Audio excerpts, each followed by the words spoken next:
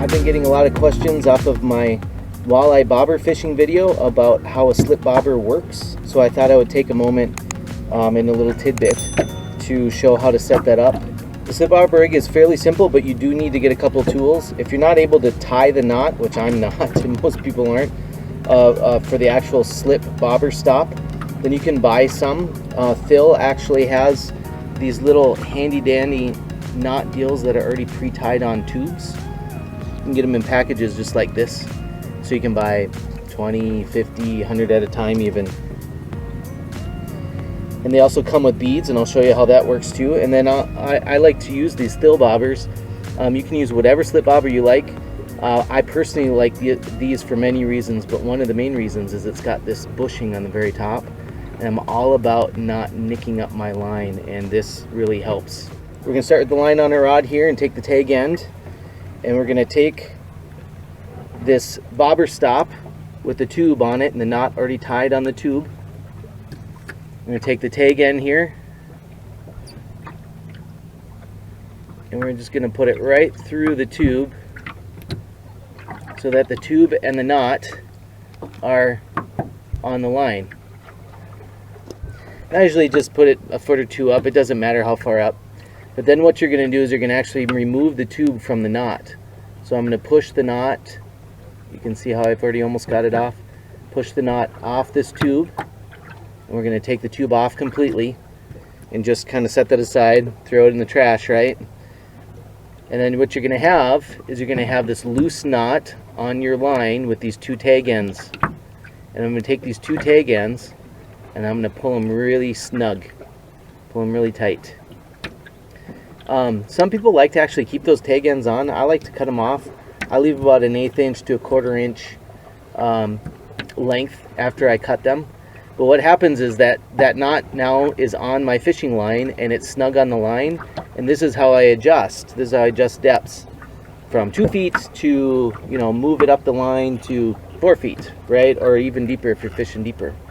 So what I'm going to do is I'm going to cut off my tag ends.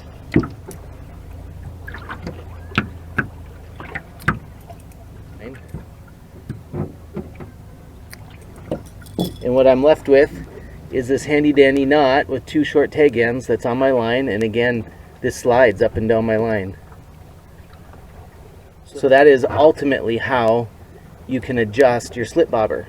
So from there, what I'm going to do is I'm going to go back to my tag end, and all these bobber stops will come with beads, and I'll show you why that we use the beads in a minute. But here's this little bead, and it's going to go right on the line, and that's going to fall right down until it stops on my bobber stop. And then I'm going to take my bobber and I just slide that through.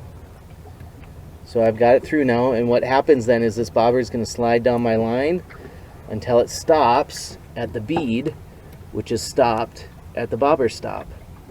So what happens now is I'll tie on this end what I like to use, and you can use whatever you want. Some people just tie directly on to this tag end what they want to use, and then they'll use a split shot as their weight, and you can certainly do that.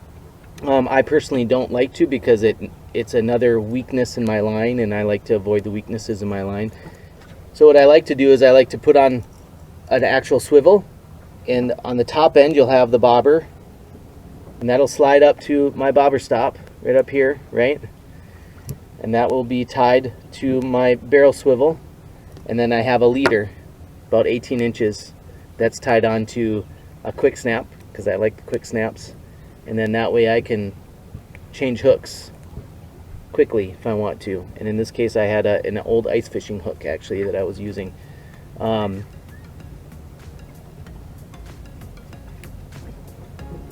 Yeah, so pretty simple rig, pretty simple to set up.